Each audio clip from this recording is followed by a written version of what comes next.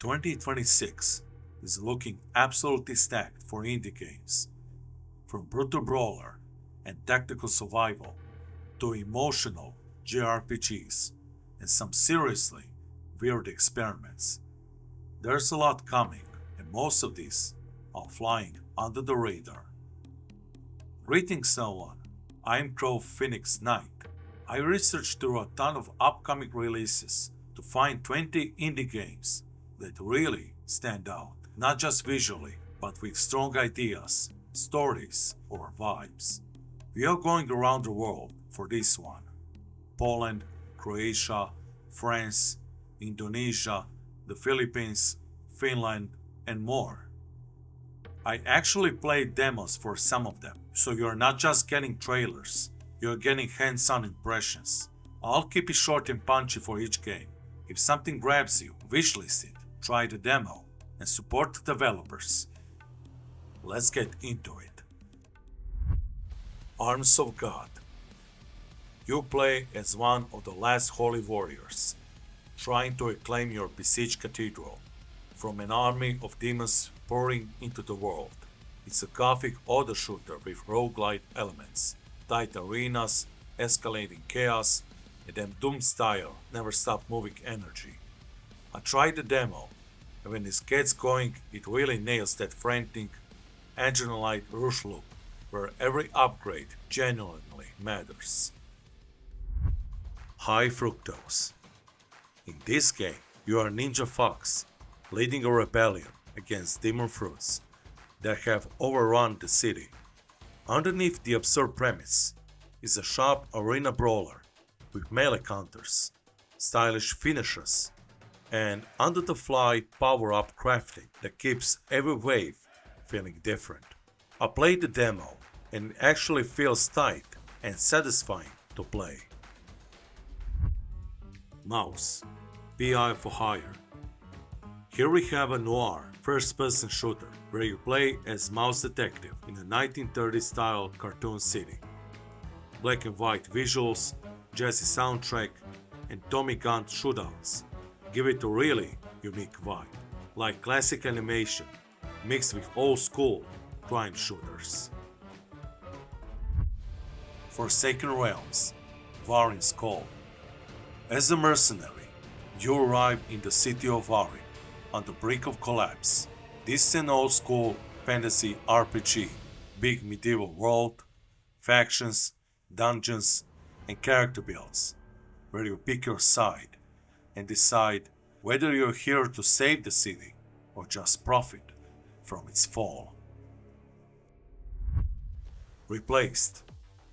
You're an artificial intelligence forced into a human body in an alternate 1980s dystopia ruled by a corporation called Raza. It's a cinematic pixel art platformer about identity, control, and rebellion, with incredibly sleek animation and brutal, weighty combat. It's being developed by Sad Cat Studios, originally from Belarus, now based in Cyprus. Volunteer, the Ascension. Here you follow a boy, chosen by fate, traveling across a fractured world to stop an apocalyptic force known as a Tier. Volunteer mixes Metroidvania exploration with JRPG storytelling and big boss encounters. I played the demo, and it already feels like passion project. The world building and animation give this classic energy of JRPG games, but with a more modern, responsive combat feel. Samson, a Tyndalston story. This game takes you to a grim city of Tyndalston, full of secrets, strange characters, and deadly choices. You follow Samson through a narrative-driven adventure that mixes exploration, dialogue, and tense moments where things can go very wrong. It's smaller in scope, but it feels like the kind of story that will stick with you. Duskfade. This game drops you into a surreal dreamscape where gravity and architecture feel unstable. It's a 3D platformer built around strange, shifting worlds an atmospheric storytelling, more about the mood and interpretation than straight exposition. I tried the demo, and it really leans into that dreamlike discomfort. The movement, level design, and visuals all work together to make you feel like you're in someone's broken memories. Band of Crusaders. As Grand Master of Knightly Order, you command a hardened band of medieval warriors, fighting their way through a hopeless holy war in a dying land. It's a bleak strategy RPG focused on hard choices, limited resources, and losing people you're attached to. I participated in private playtest, and I can tell you it's pretty unforgiving in a good way. You feel the weight of every decision on the battlefield. It's being developed in Poland, with creation studio Ironward joining in, so there's literally a bit of my homeland with this one. No Law. This game is set in Port Desire, a neon-drenched city where corporations and criminal syndicates have replaced any kind of legal system. Through this mess, you carve your own path with fast-paced gunplay and tactical approach. It feels like a mix of Deus Ex and Cyberpunk 2077. Age of Memories. You follow Eileen, who fights to save the continent of Avaris from the corrosion of plague turning life into monsters. Age of Memories is an atmospheric JRPG with intense real-time combat. Correct me if I'm wrong, but this game is being developed by Midgar Studio in Montpellier, the same city as Sanford Interactive, the team behind Claire Obscure, Expedition 33, which I absolutely want to play someday. Samurai Pizza Cats, Blast from the Past. In this game, Samurai Pizza Cats have to stop Big Cheese from taking over Little Tokyo. It's a nostalgic action adventure that leans hard into the classic anime, with bright colors, snappy combat, and plenty of fan service from a Dutch studio handling a very Japanese IP. Exo Blood. This one is about a fighter pushed to the edge, taking on criminal gangs and corrupt elites in a brutal personal vendetta. It's made by a solo developer from Indonesia who clearly loves the Raid movie. I played the demo and the hits feel nasty in the best way, with a nice rhythm between crowd control, combos, and brutal finishers. Tides of Annihilation. This action adventure brings massive apocalyptic energy, collapsing worlds, monstrous enemies, and set pieces that look straight up metal.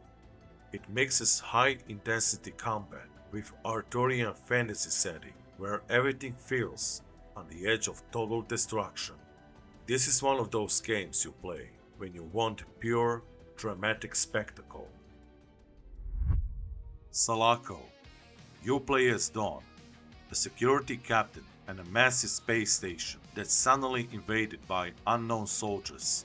It's a boomer shooter with modern design, destructible environments, tactical combat, and surprisingly deep story.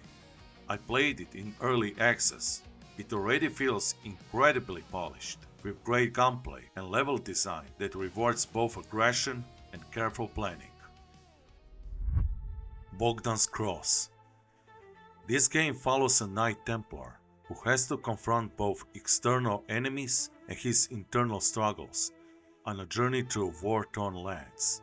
It mixes grounded medieval storytelling with a slightly mystical edge, focusing on exploration, moral decisions, and methodical combat rather than pure hack and slash. SacriFire. You protect the peaceful city of Antioch, which frequently gets attacked by demons and monsters. It's an HD 2D and JRPG hybrid with a battle system that blends turn-based tactics and real-time combat. It has a music by Motoi Sakuraba, who composed soundtracks for many games, including Dark Souls. ExeKiller.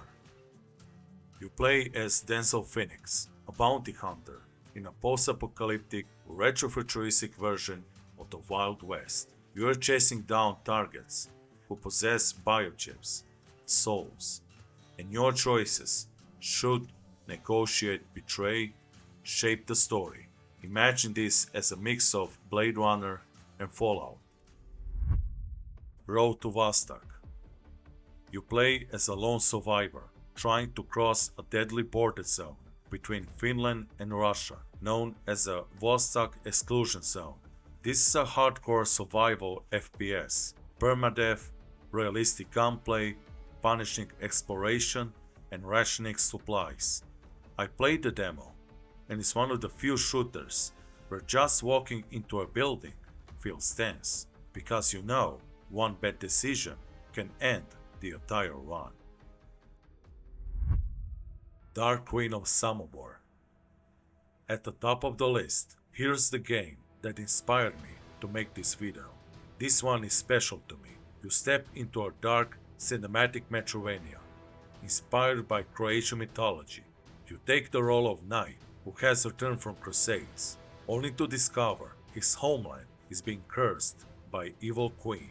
It is being developed by Downtown Game Studio in Croatia, and I love seeing my own country's folklore turned into something this stylish and atmospheric. So those were 20 upcoming indie games from all over the world. Now, cutting a list down to 20 is painful, and there are a few titles that didn't quite fit the indie label or just narrowly missed the cut. I put 5 extra hidden gems in the description box below, including open world RPG Crimson Desert, the mysterious sci-fi adventure Pragmata, and Metroidvania platformer Sack. Make sure you check those links out if you want even more games on your radar. Let me know which game from this list you are wishlisting. Thank you for watching. Don't forget to subscribe, comment, like and share. And I'm gonna see you in the next video. Until then, be the very best version of yourself. Samo jako držite se I čuvajte se. Nema labavo.